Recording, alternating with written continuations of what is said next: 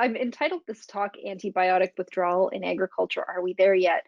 Because I feel like this is something we've been talking about for years, but we're not quite there yet, even though, we're all trying and different technologies are in the pipeline.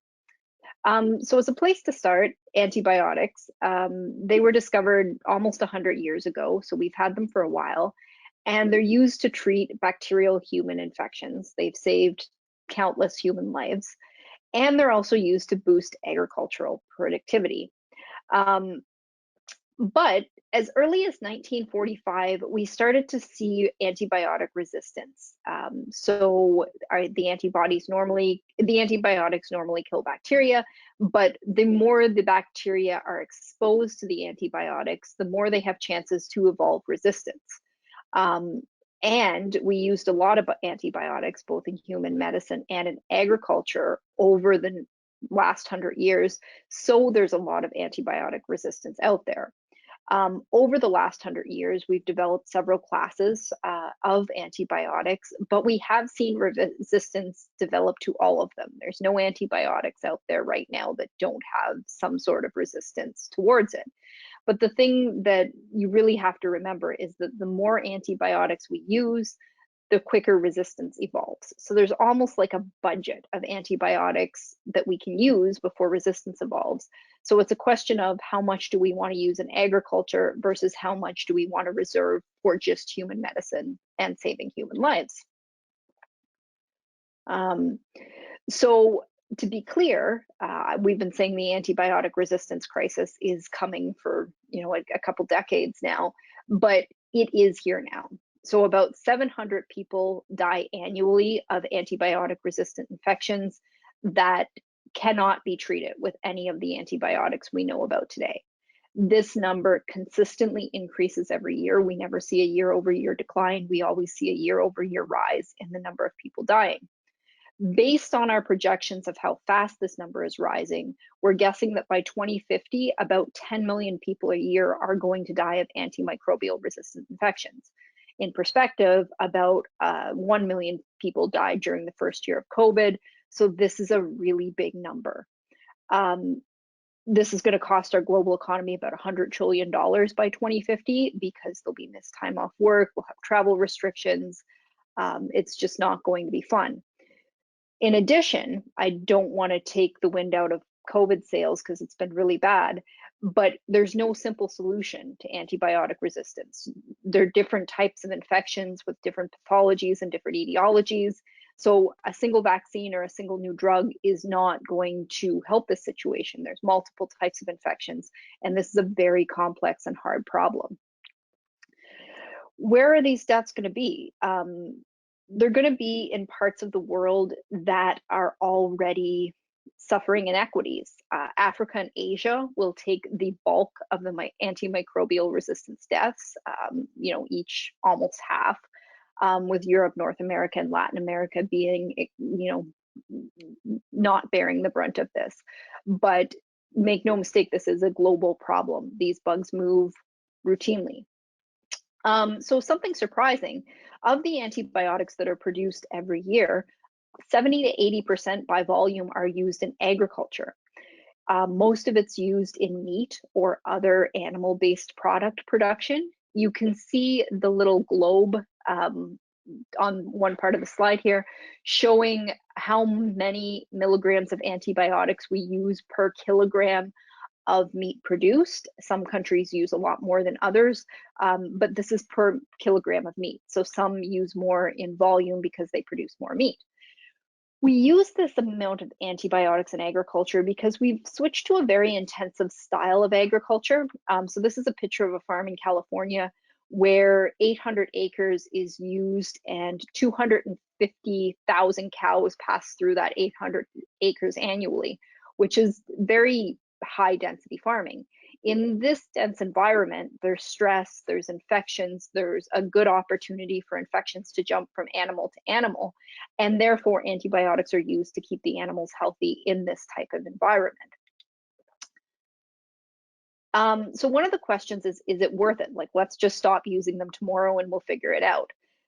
It doesn't really work that way, for a lot of reasons, doing with animal welfare and productivity issues.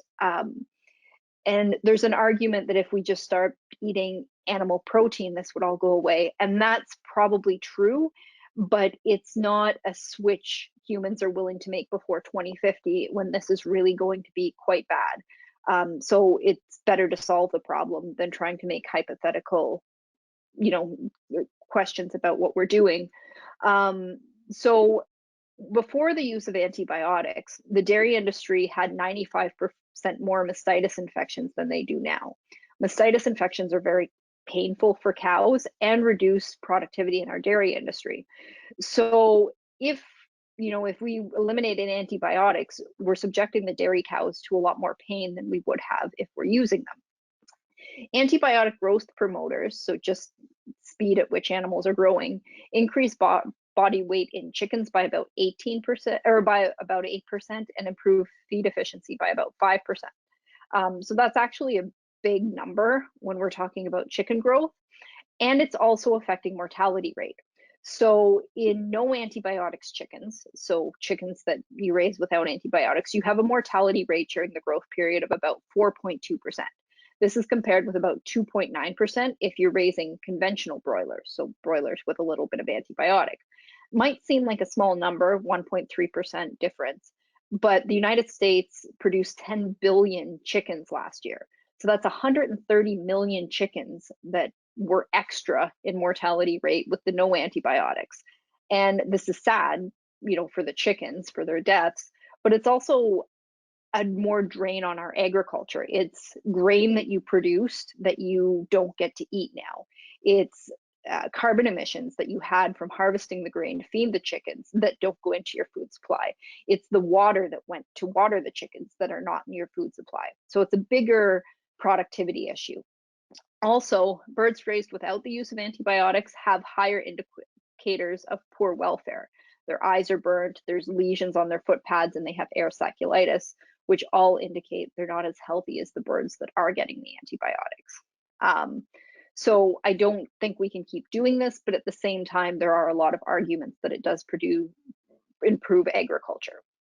So the problem that we work on in my lab is that we obviously need to reduce or remove antibiotics from agriculture, but we still have to keep our animals healthy and we still have to produce enough food to feed ourselves. So what my lab focuses on is, can we modify the microbiome of these farm animals so that they're resistant to infection, they grow faster, and we just don't need the antibiotics. They can be saved for use in human medicine. And one of the ways we started to do this was we started the Bovine Microbiome Project. So bovine mastitis is a bacterial infection of the mammary gland. You can see there's swelling here and inflammation because this quarter is infected. It's painful for the cow due to the inflammation. It's difficult to treat because a lot of it's intracellular infection and hard to get at with antibiotics. And this infection costs Canadian dairy farmers about $665 million annually, which is a lot. It's likely closer to $1 billion US in the States because you guys have more cows than we do. It occurs 95% less today than prior to when we had antibiotics. So this isn't necessarily an issue of concentration agriculture. It's an issue of just, this is an area that's prone to infection. If we banned antibiotics today with no alternative, it would cost somewhere between $46 to $73 per cow. And this would likely be too high of a cost for most dairy farmers to sustain. So what we're doing isn't sustainable, but banning antibiotics is not sustainable at the moment either. This is also the cause for most antibiotic use on dairy farms. So if we could fix this problem, we would fix the problem of antibiotics for the most part in dairy farming. So our initial hypothesis for this study was that the microbiome differs significantly in the udders of cows that are resistant to bacterial infections versus the quarters that succumb to bacterial infections, and that we can exploit these differences to develop a teat deep or a topical probiotic to provide protection against these infections without actually relying on antibiotics. So it was a cool study. And our students went out to dairy farms, 5 across Quebec, every 2 weeks for 14 months. And they collected 4 samples, one from each quarter, from about 700 cows. So they had 27,000 samples in all. And any cow that had a mastitis infection, they looked at what was causing the infection using MALDI-TOF and identified the organism. They found cows developed all types of different types of bacterial infections in their quarters during our 14-month study period. We're still working on a lot of this data, but we're done the Staph aureus study, so I'm going to tell you about Staph aureus quarter infections now. So these 10 cows got Staph aureus. The red dots indicate a Staph aureus infection. The blue dot indicates an infection with something else. And all of the black dots are a healthy level quarter. So what we did was look at the microbiome in these weeks prior to the first mastitis infection and looked at the microbiome and how it recovers afterwards. One of the first things they saw was that the microbiome was different between herds, but this is fully expected. They're in different locations eating different food, but they weren't all that different, and there was a lot of overlap. So the differences could actually be exploited to allow us to look at patterns that were consistent between all of the 5 farms that we looked at. What they observed was that the microbiome had a high level of diversity, both in healthy quarters and in quarters that would later succumb to mastitis until 2 weeks before the initial infection. 2 weeks before the animal got sick, the diversity completely dropped. So the microbiome became sick before the cow became sick, which is a good indicator of illness and could possibly be exploited for diagnostics. But then we saw by 4 weeks post-infection, the microbiome was recovering and did recover eventually. But what were the differences in those low diversity microbiomes? So what they did was plot somatic cell count, which is a measure of inflammation, which is a measure of how bad your infection is, against the relative abundance of different types of bacteria.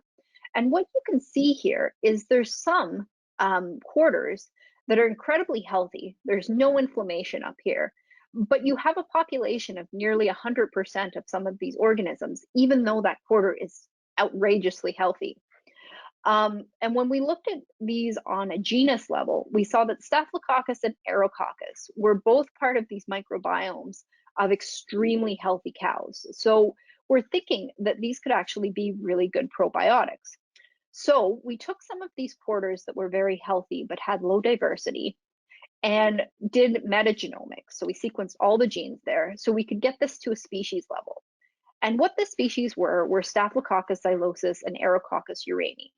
So already we have an estimate that these 2 species might actually be very effective at preventing mastitis. So we went back to our original samples again and tried pulling isolates of each 2 of these out. We eventually got isolates, and when we streaked them on a plate, so this is a lawn of Staphylococcus aureus from a bovine mastitis case, and some control organisms. But what you're seeing is the Aerococcus uranii that was counter-correlated or negatively correlated with Staphylococcus infection actually does completely inhibit growth of Staphylococcus aureus. So this is an excellent probiotic candidate that came from a natural cow, from a natural environment, and can prevent the growth of Staphylococcus aureus. So could be very useful in a probiotic deep. Obviously, we're still working on this. We're going to try and pull 20 strains that are all negatively correlated with different bacterial pathogens as we develop this product. But I think this initial result and this little band on this plate shows us that this idea is actually feasible, and we might actually be able to modify the microbiome of cows to negate the use of antibiotics in dairy farming. So the funders of this project, thank you very much for the funding. I have a great lab that has a lot of fun working on their projects and hanging out. And I'm always welcome to collaborations or any other questions, either through Twitter or email. So thank you very much.